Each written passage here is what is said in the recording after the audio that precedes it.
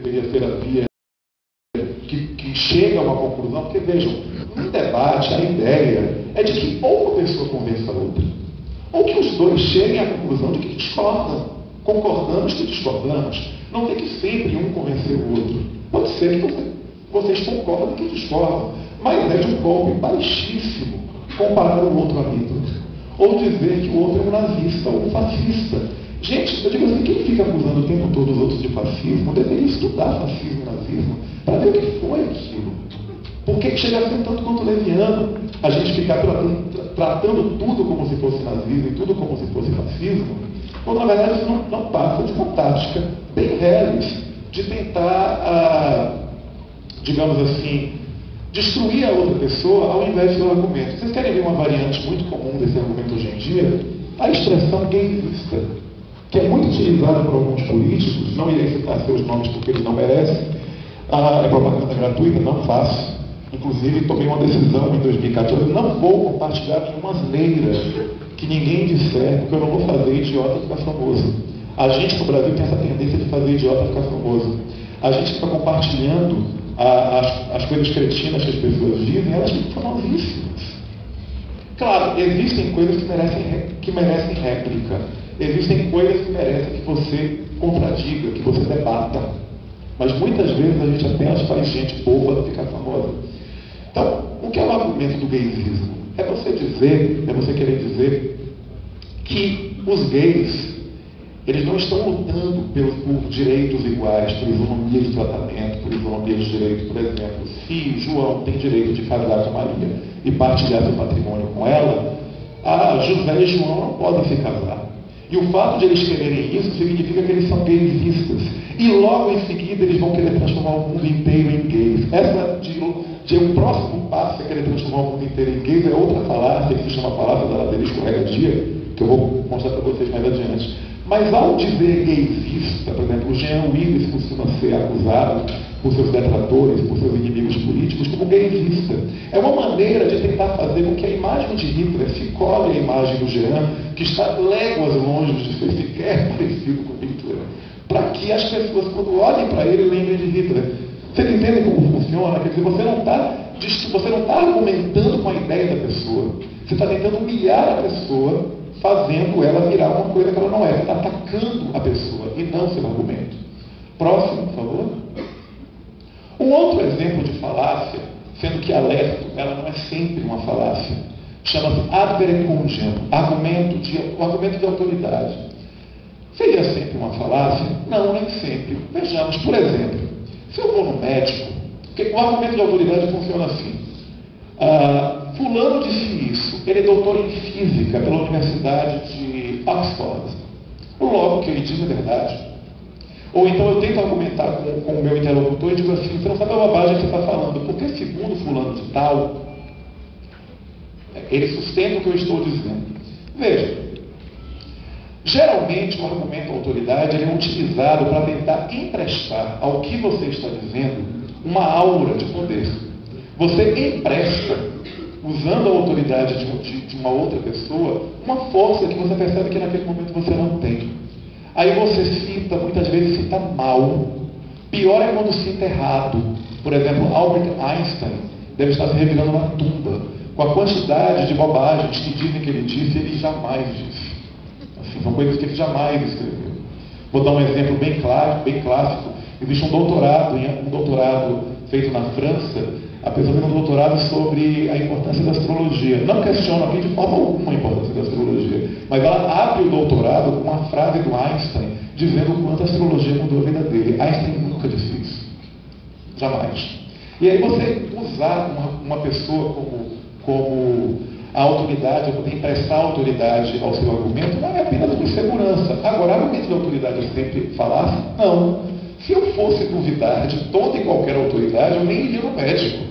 Porque se eu vou no médico e digo, doutor, estou sentindo isso, aquilo, outro, doente, aí ele diz, tome tal remédio. Aí eu penso, mas confiar no que você me diz é apenas argumento de autoridade, por que eu deveria confiar em você? Claro, porque ele é uma autoridade naquilo que eu estou procurando.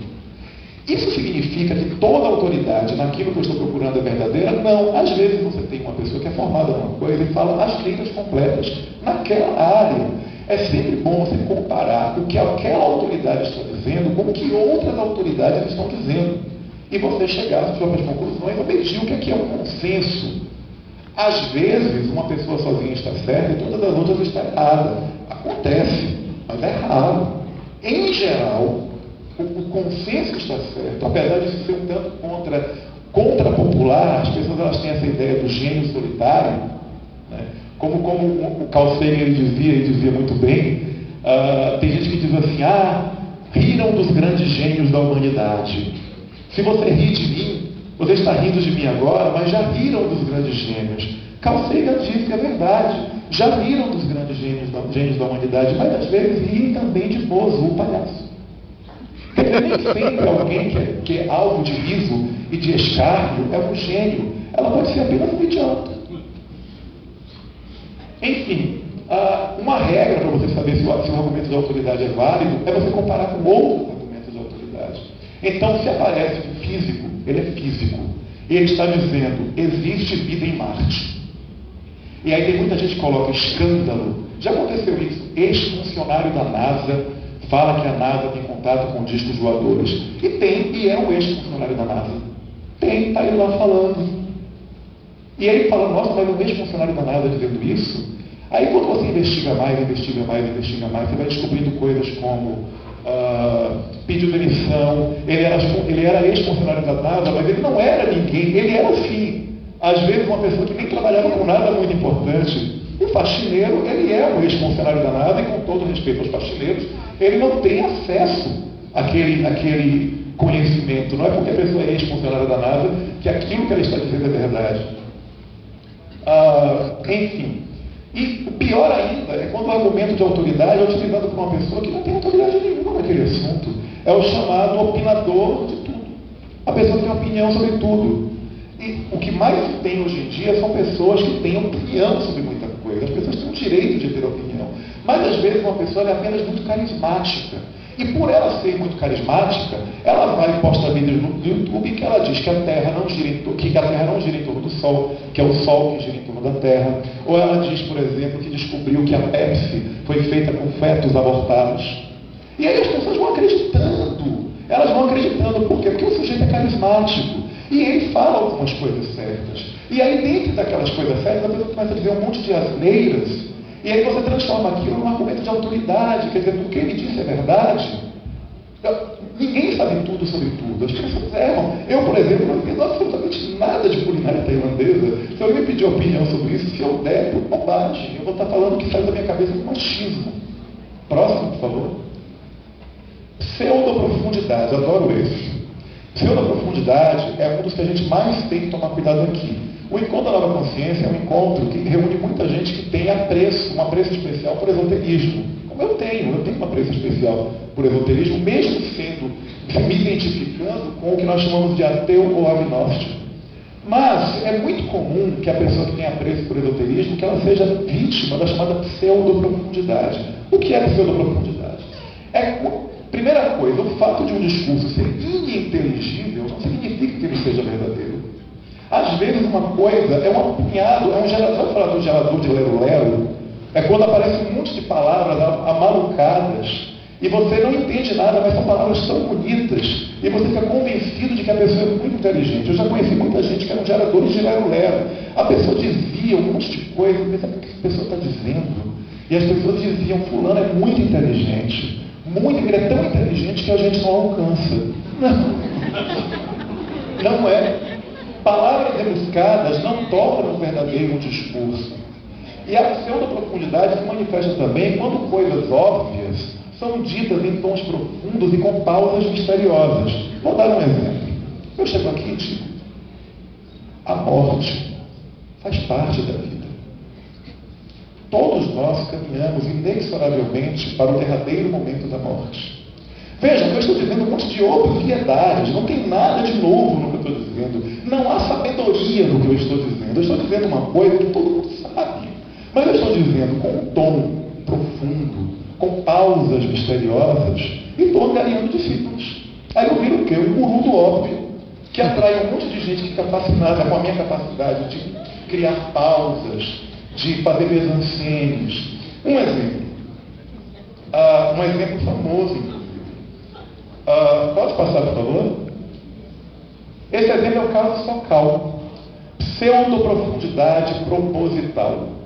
Ele escreveu um artigo uma vez, que esse artigo foi publicado e muito elogiado. O nome do artigo é Transgredindo as Fronteiras em Direção a uma Hermenêutica Transformativa da Gravitação Quântica. O artigo foi publicado, o artigo foi elogiado. Eu vou ler um pedaço do artigo. No fim, finalmente o conteúdo de qualquer ciência é profundamente condicionado pela linguagem na qual seus discursos são formulados. E a ciência física ocidental dominante tem sido, desde Galileu, formulada na linguagem da matemática. Mas o que importa é, a matemática de quem? A questão é fundamental, pois, como observou Aronowitz, nem a lógica, nem a matemática escapam da contaminação do social. E como pensadores feministas repetidamente mencionaram, na presente cultura, esta contaminação é avassaladoramente capitalista, patriarcal e militarista. A matemática é retratada como uma mulher cuja natureza deseja ser a outra conquistada. Entenderam? Um monte de gente elogiou, escreveu que ele é um gênio. Aí depois que ele fez isso, ele foi e disse, gente, era uma brincadeira. Era só para mostrar como vocês são sem critério. E veja, não estamos falando de leigos aqui, estamos falando de pares dele, de pessoas de ciências sociais, né? Mostrando o quê? Mostrando que nós somos hipnotizados pelas palavras malucas. Isso é mais comum no pessoal da humanas do que no pessoal das exatas. O pessoal de humanas, ele tem uma tendência a ser seduzido por palavra empolada. Eu sempre brinco dizendo, gente, eu não entendi porra nenhuma do que esse filósofo escreveu. Assim, para mim não faz o menor sentido escrever uma coisa que não seja perfeitamente inteligível. Ainda que, claro, você tenha filósofos como, por exemplo, Habermas. É difícil ler o livro do Habermas. Não é um autor fácil de você entender. Mas ele não está usando um gerador de lero-lero. Demanda realmente reflexão, demanda uma série de coisas. E para vocês verem como uma coisa é grave, se você escrever física quântica no Google e fizer uma pesquisa, as 10 primeiras páginas é tudo lero-lero. Não tem nada que preste, não é física quântica. É um monte de bobagem enrolada. Existem até algumas coisas interessantes sobre física quântica que não são muito convencionais, são questionadas e tudo mais, mas é muito difícil você garimpar. Eu não posso nem culpar uma pessoa que fale errado de física quântica, considerando que ela leu coisas na internet, ela está confiando naquela informação.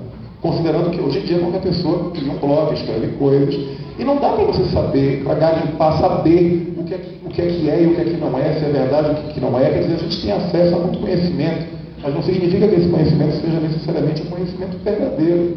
Pode passar? Ladeira escorregadia. Essa é uma delícia.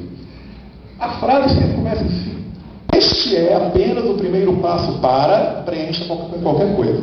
Você pega um fato que a pessoa não concorda, a pessoa não gostou daquele fato, e fala, este é o primeiro passo para... Vou dar um exemplo. Um exemplo típico, que também a construção também pode ser. Começa assim, em breve vamos estar todos... Por exemplo, tem um político que costuma dizer o seguinte, aprovaram a união entre pessoas do mesmo sexo. Daqui a alguns anos vão estar aprovando o casamento das pessoas com seus cachorros. Ou seja, isso é uma ladeira escorregadia clássica. O que ele está dizendo? Começou com A, necessariamente acontecerá B. O que diabos tem a ver o casamento entre duas pessoas que são adultas e que têm poder de escolha? São duas pessoas adultas, nenhuma delas tem nenhum problema cognitivo, mental, que impeça elas de fazer uma escolha e dizer sim, eu quero. E entre um ser racional e um ser irracional, a comparação não procede. Dentro dessa falácia da ladeira da escorregadia tem também a falsa analogia. A falsa analogia é muito comum, eu não coloquei ela aí, mas me lembrei, vou falar. A falsa analogia é quando você compara uma coisa com outra, e uma coisa não tem chongas a ver uma com a outra. Nesse caso, além de você fazer a ladeira escorregadia, de dizer, começa assim, aprova casamento de pessoas do mesmo sexo. Daqui a alguns anos as pessoas vão estar casando com cachorros e cabras. Quer dizer, uma coisa não leva a outra.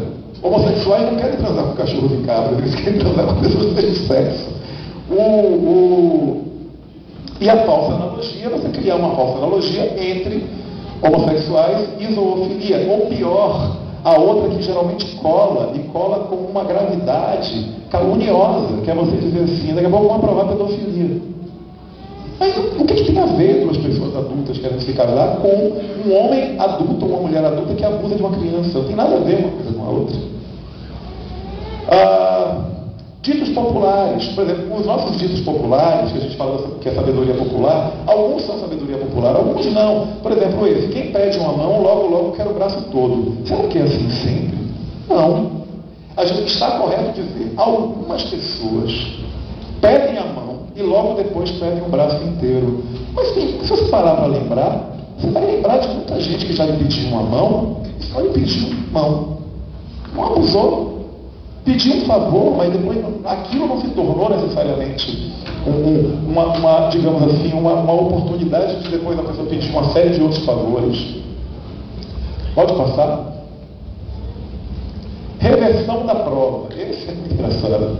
A reversão da prova, tem um caso que o Renato contou aqui na palestra dele que tem a ver com a reversão da prova. Ele falou da foto que estava circulando no Facebook, que mostrava uma mansão linda, maravilhosa, as pessoas dizendo que absurdo, esta é a casa do filho do Lula, é a casa que o filho do Lula comprou roubando do nosso dinheiro. Aí ele foi e disse que a casa era o quê, Renato? Eu não me lembro. A Escola de Agricultura da USP. A Escola de Agricultura da USP.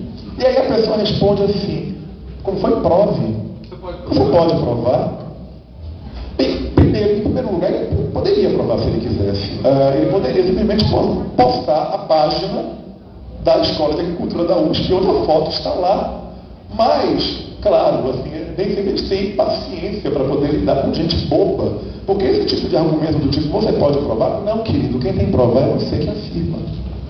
Se você está dizendo que esta é a casa do filho do Lula, e eu não estou dizendo aqui que eu gosto do filho do Lula, que eu gosto, não tem nada a ver com gostar ou não gostar. Não tem a ver com preferência política. Eu não voto no PSDB e uma vez inventaram uma mentira envolvendo o filho do Alckmin. Eu disse, gente, parem de falar merda. Isso não tem, o filho do Alckmin não fez isso. Isso foi uma confusão. Parece que alguém tinha aprontado a baixaria na Argentina, disseram que era o filho do Alckmin, e não era, o cara nem estava na Argentina. Quer dizer, não tem a ver com você defender as pessoas que elas são. Se você defender é porque você é da sua preferência política. É uma questão de comprometimento com a verdade, é uma questão de comprometimento com a honestidade intelectual. Ou seja, se a pessoa afirma uma coisa, é ela que tem que provar. Por exemplo, quando eu coloquei a foto da fada aí, se a pessoa me diz que fadas existem, e ela diz fadas existem, e eu digo, eu não acredito que existam. Eu não acredito que existam. A pessoa vai dizer, prove que não existe.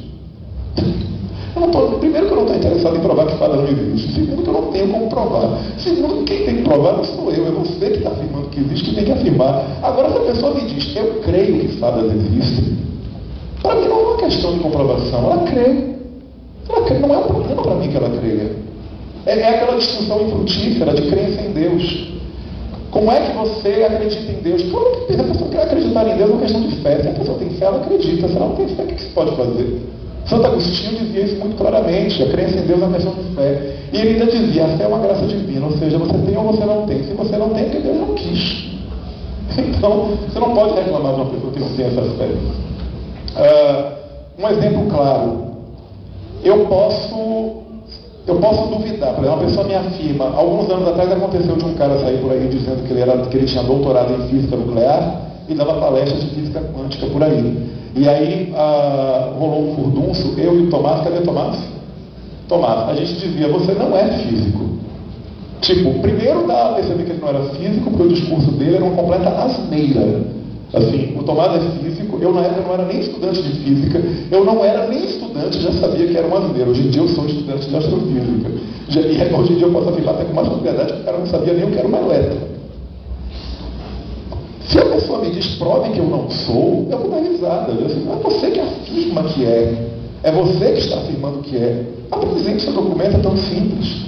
Mostre seu diploma de graduado, diga em que faculdade você se graduou, não sou eu que tenho que provar que ele não é, eu vou ter que fazer uma busca em todas as universidades do planeta Terra até poder provar que ele não é em nenhuma universidade. Não, quem afirma é que tem que provar. Pode passar.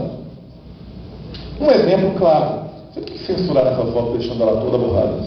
Circulou há pouco tempo atrás, e o pior é que a ideia original era uma piada. Essa foto estava circulando pelo Facebook. Vejam o resultado da presidência do Maduro na Venezuela. Ele mandou assassinar seus opositores e jogou todos nus na praia. O curioso é que quem postou isso pela primeira vez estava fazendo uma piada. A pessoa estava fazendo uma piada com a histeria anti-Maduro. Relembro, creio que não precisaria relembrar, mas faço questão, que isso não significa que eu apoie Maduro ou a política que ele faz na Venezuela. Eu estou falando apenas que esta foto não mostra o assassinato do presidente Maduro, ele assassinando os opositores dele. Isso aqui é uma foto artística, feita por um fotógrafo profissional que tem como trabalho principal tirar foto de multidões nuas em vários lugares do mundo. E as pessoas que estavam partilhando a foto estavam colocando aquilo como verdade. Que absurdo! Veja o resultado do governo do presidente Maduro. Assassinou os seus opositores. As pessoas escreviam logo depois: que horror! Vamos orar pela Venezuela. Que absurdo! Gente, uma busca mínima mostra que isso é falsidade. Gosto muito de um site, recomendo ele, chama-se E-Farsas. Eu digo assim, para todo mundo que acessa a internet tem que ler esse site. Qualquer coisa polêmica está no E-Farsas. Ele corre atrás, o E-Farsas vai buscar, vai atrás para saber se aquilo é verdade ou mentira. Bem, aí quando você mostra essa foto, me vem um asno, desculpem os asnos são animais tão úteis, portanto eles são tão úteis para a humanidade. Vem essa pessoa e me diz assim: prove que essa foto não é do presidente Maduro tendo assassinado seus opositores. Eu posso até provar, tem a página do fotógrafo, a foto que ele tirou, mas não sou eu que tenho que provar, é quem espalha a fofoca que tem que fazer isso. Pode passar a próxima? Falso dilema, a ilusão de ou isto ou aquilo. A construção é a seguinte: ou A ou B. Se não A, então B. Se não B, então A. Essa é a mais primária que existe, um monte de gente cai. Eu não posso escolher C, não posso escolher D, não posso escolher E. Por que eu não posso? Por que quando alguém me apresenta A ou B, eu acredito que só existe A ou B? Como se diz assim, uma tia minha estava num avião, e a funcionária disse para ela perguntou à funcionária o que tem para comer. Ela disse frango empanado. Ela perguntou para a funcionária: tem outra escolha? Ela disse sim, comer ou não comer. Mas pior é que é uma escolha. Eu também posso nada escolher. Nem A, nem B, nem C, nem D, nem E, porque eu tenho que escolher. Um exemplo de falácia: ou invadimos o Iraque, ou seremos vítimas de suas armas de destruição em massa. Não tinha arma de destruição em massa nenhuma, né? Mas assim, no final das contas, sempre que alguém apresentar para você ou isto ou aquilo, pare e pense: existe outra via? Existe alguma outra coisa que a gente não está pensando? Eu posso nada escolher. Um exemplo clássico é a nossa política brasileira, que geralmente vira aquela dobradinha, ou PT ou PSDB, ou PT ou PSDB. Gente, não tem outros partidos? Assim, não, ninguém presta. Não é verdade que ninguém presta. Vocês já investigaram todos os partidos? Então, a questão não é você sair dessa limitação das duas possibilidades. Você pode, por exemplo, não escolher nenhum partido, não votar nulo. É uma escolha legítima. Quem sou eu para dizer que votar nulo é errado? É uma escolha sua. Você resolveu não escolher. Não escolher é uma escolha. Pode passar?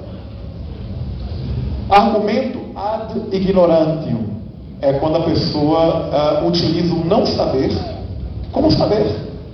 Seria mais ou menos o seguinte. Primeiro, acho que vale a pena descrever. O desconhecimento de algo não autoriza a afirmação de outra coisa.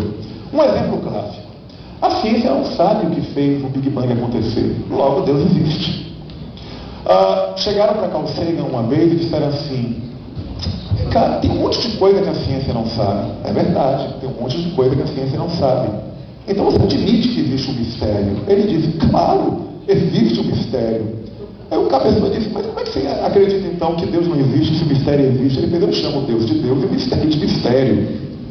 Transformar Deus no Deus das lacunas. O que é o Deus das lacunas?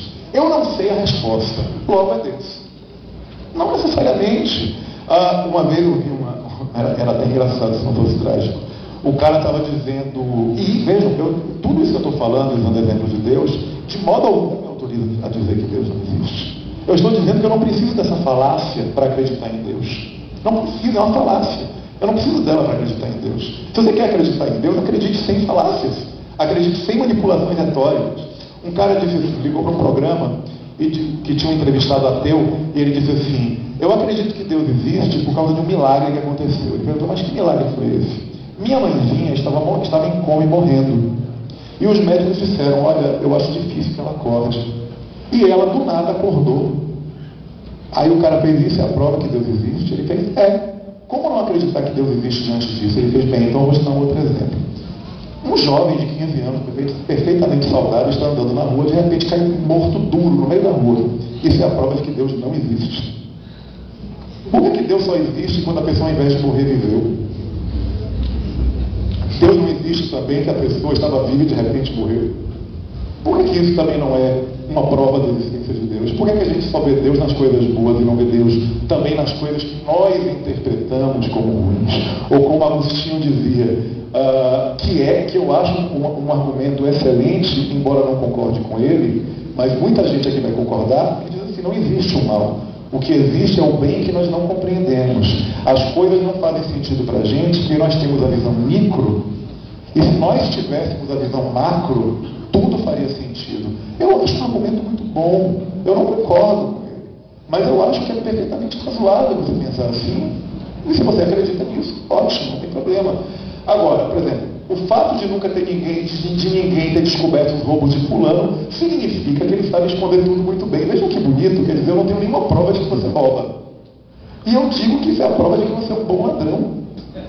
Ou então, por exemplo, e esse é muito comum em casais de namorados: fulano disse que ia me ligar e não ligou, então ele está zangado comigo. Eu tenho uma lacuna: fulano não me ligou. Eu não sei o que aconteceu. Eu estou preenchendo essa lacuna com um fato e dizendo que é aquilo. E sabe o que é pior? Eu provavelmente irei me comportar como se aquilo que eu imagino fosse verdade. E aí, quando eu encontrar com fulano, eu vou agir com ele como se ele estivesse zangado comigo. E todos os sinais que fulano me der vão me convencer que eu estou certo. Entende? Eu poderia reconstruir de outra maneira.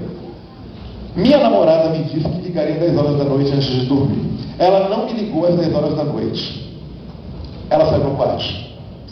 Ou melhor, vou ligar para ela. Aí eu ligo, dá ocupado, dá sinal de ocupado. Aí eu penso: será que ela está falando com o ex-namorado? E eu tenho o telefone do ex-namorado. Aí eu ligo para o ex-namorado: está ocupado.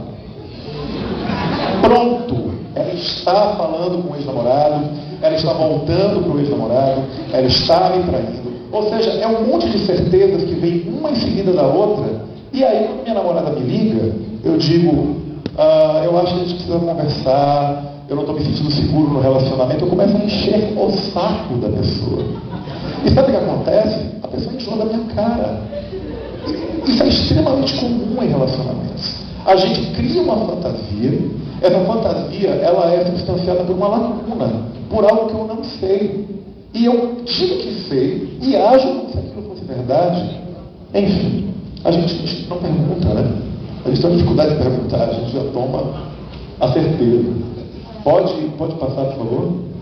Falácia da popularidade. O fato de uma ideia ser muito popular não significa que seja verdadeira. Aquela coisa de que a voz do povo é a voz de Deus, nem sempre. Às vezes a voz do povo é uma feira. A gente às vezes repete as Bíblias. Eu cresci, por exemplo, ouvindo que se eu tomasse leite com manga, eu ia morrer. E isso, olha, isso era tão reforçado que eu tinha tios avós, que eram pessoas instruídas, com doutorado, que falavam: olha, o tomate não foi ingerido durante séculos, pensavam que era uma fruta venenosa. Quer dizer, às vezes algo é repetido, e toma forma de verdade, sendo que não é verdade. O fato de uma ideia ser muito antiga não significa que seja verdadeira. Esse, para mim, é o pior argumento que as pessoas usam quando querem defender a astrologia. Eu acho que a astrologia é um conhecimento perfeitamente válido. Eu acho que a astrologia tem o seu lugar, tem o seu espaço, merece o seu espaço. Eu detesto o cientificismo, que é aquela ideia de que só pode existir aquilo que é científico. E eu detesto mais ainda quando coisas que não precisam ter o estatuto de ciência contemporânea no sentido que a contemporaneidade dá, tentam se rebuscar